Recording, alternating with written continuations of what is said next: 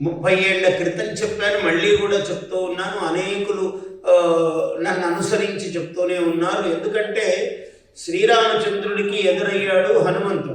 ఏమయ్యా బాగున్నావా అని అడిగాడు. మామూలుగా తెలుగు వాళ్ళకి కూడా ఒక అలవాటు ఉంటుంది, ఎవరినైనా బాగున్నావా అంటే బాగున్నానండి అని చెప్పాడు. ఏం బాగులండి గురువు గారు, మొన్న ఏమైందంటే అంటాడు. అంటే ఏదో ఒక సమస్య వినిపిస్తాడు. అంటే ప్రతివాడికి బాధలు ఉంటాయి లోకంలో, లేనివాడు ఎప్పుడు లేడు. ఆ దేవుణ్ణి అందుకే ఒకనాడు పాపం పరమేశ్వరుడి దగ్గరికి సరే చెప్తాను, ఇలా ఏమయ్యా బాగున్నావా అని అడిగితే ఏం బాగులే హనుమంత, నా బాగుక బాగా అన్నాడు. శ్రీరామచంద్రుడు అంతటి వాడు మనిషి అయ్యాడు కదా పాపం. ఆయన దేవుడు విష్ణు అయితే బాగున్నాను అనేవాడు, రాముడు అయ్యాడు. ఏవో సమస్యలు ఉన్నాయి. ఏమి స్వామి మొహం అలా పెట్టుకున్నారే, ఏం బాగంటారే, ఏమైంది అని అడిగాడు. ఏడు పాపం అన్నీ ఆయనే చెప్పలేడు కదా, పక్కన లక్ష్మణుడు అందుకొని. అంటే ఈ మధ్యనే ఇట్లా మేము అడవికి వచ్చామండి, వస్తే ఇట్లా అన్నగారేమో బంగారు జింకను తేవడానికని పోవటము, ఈ లోపల రావణుడు రావడము, సీతాదేవిని ఎత్తుకుపోవటము, ఇదంతా జరిగింది అని దుఃఖం వినిపించాడు లక్ష్మణుడు. అయ్యో పాపం అట్లనా, మీకేం పర్వాలేదులేండి నేనున్నాను అన్నాడు. అంటే ఈ అవధానములో అప్రస్తుత ప్రసంగం అని ఒకటి చేస్తూ ఉంటారు. మామూలుగా అష్టావధానంలో మీరు ఉంటారు, శతావధానము, సహస్రావధానము, ఈ పేర్లన్నీ మహాసహస్రావధానం నేనే పెట్టాను, ద్విసహస్రావధానం అని పెట్టాను. అమ్మవారు అట్లా అనుగ్రహించింది. సంస్కృత ఆంధ్ర భాషల్లో చేశాను అన్నీ కూడా. ఆ అవధానంలో అప్రస్తుత ప్రసంగికుడు ఒకడు ఉంటాడు. అప్రస్తుత ప్రసంగి అంటే సంబంధం లేని విషయాలని మాట్లాడుతుంటాడు. వాడు వెంటనే లేచాడు.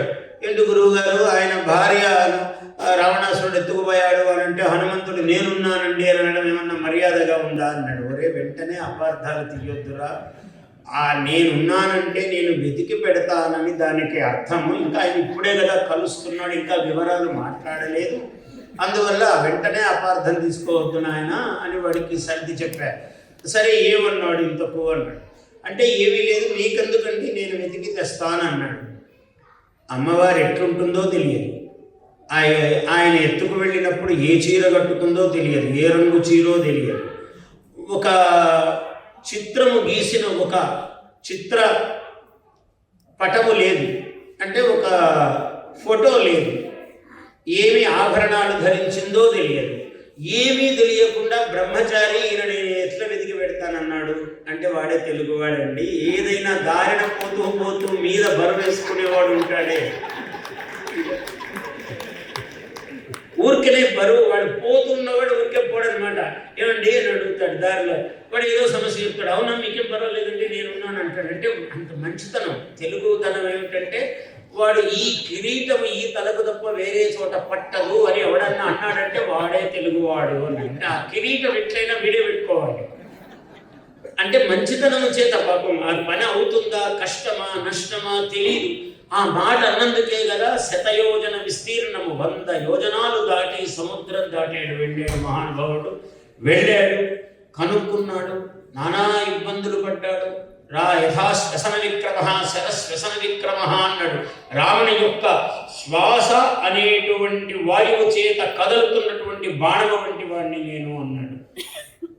అలా వెళ్ళాడు, సీతాదేవిని చూశాడు లంకలో. మళ్ళీ ఆమె వార్త తీసుకొచ్చి చెప్పాడు. Please subscribe to our YouTube channel. Like and share this video.